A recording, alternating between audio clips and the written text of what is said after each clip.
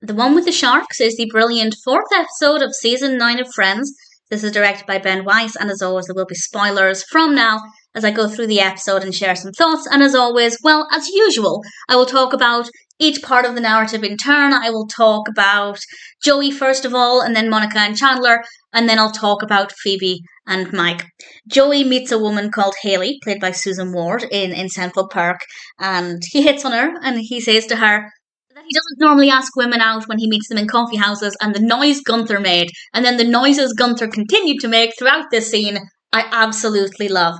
And they hit it off, they get along well, they go back to her apartment, which is unusual. We very rarely see the apartments of Joey's dates. It happens, well, I was going to say it happens occasionally, I guess, compared with how many dates he goes on, we don't see it that often.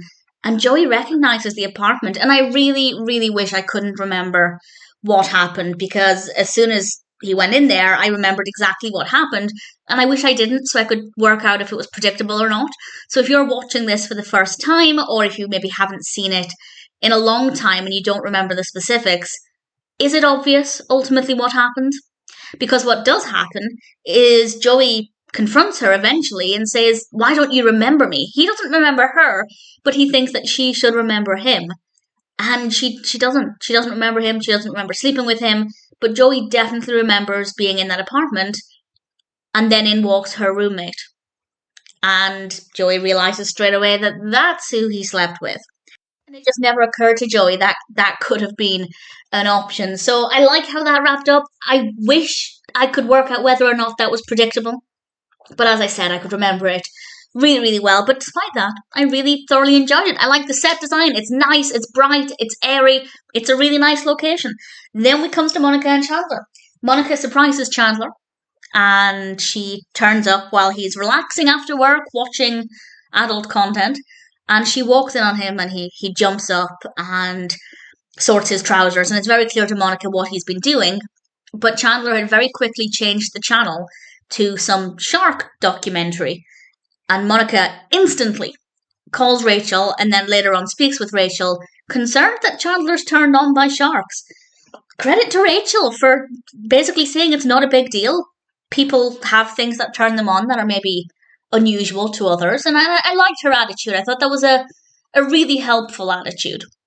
And then what Monica does next is, I think maybe, on the one hand, a very sweet thing, but on the other, very awkward. But I love how it played out, because she has a gift for Chandler, and Chandler, she's coming on to him, and Chandler's watching the videotape of sharks, and he's very confused. He hasn't connected the dots.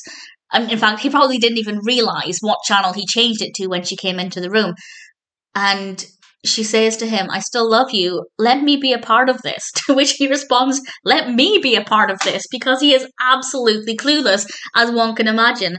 And they talk about what happened, and they work out that he was just watching regular adult content, not shark-based, and Monica's a bit relieved. But it's so sweet that she was willing to go along with it. She wasn't going to shame him. She even was going to actively encourage it, if that's what he enjoyed, if that's how he relaxed. And I think that that's really, really sweet. I think maybe they could have had a conversation about it before she jumped to that conclusion, but nevertheless, it was rather sweet, and we got a lot of comedy out of it as well. And it was a nice way to continue including Chandler, even though technically he's working away for a lot of it. I thought it was quite nice. And then we come to Phoebe and Mike, and I love this. I love Mike. I love Mike so much. He is so funny. His style of humour is quite different to that of the rest of the cast, and it works so well. Phoebe is dating Mike, but Ross kind of puts some words into her head about marriage and the fact that she's never been in a long-term relationship, and she panicked, and she thinks she's ruined it with Mike because of how she behaved, because she was worrying about it. So Ross goes to talk with Mike, and their initial exchange was just so fabulous, so funny, really thoroughly enjoyed it. And then Ross happens to reveal Phoebe's never been in a serious relationship. And that in itself, I don't think is a red flag. If I dated somebody and they said, well, I have dated people before, and they've said this is their first serious, or they've never been in a serious relationship, to me, that's not a red flag. I don't think, oh, well, you must be unlovable if you've never been in a serious relationship, but it does mean that they haven't had the practice of being in a serious relationship. And I can understand why Phoebe might think that Mike sees that as a red flag. And then Ross realizes this as well. He realizes he said the wrong thing. And not that I think telling somebody you've not been in a serious relationship is the wrong thing, but certainly for Ross to say that to Mike, it really wasn't his place. So he backtracks and he tells Mike rather, that Phoebe has been in a 6-year relationship with somebody called Vikram. And he creates this backstory and then tells Phoebe about it just as Mike is coming over. And Mike arrives at Phoebe's. Ross answers the door. And Mike says, I'm trying to remember the last time I opened the door and you weren't there.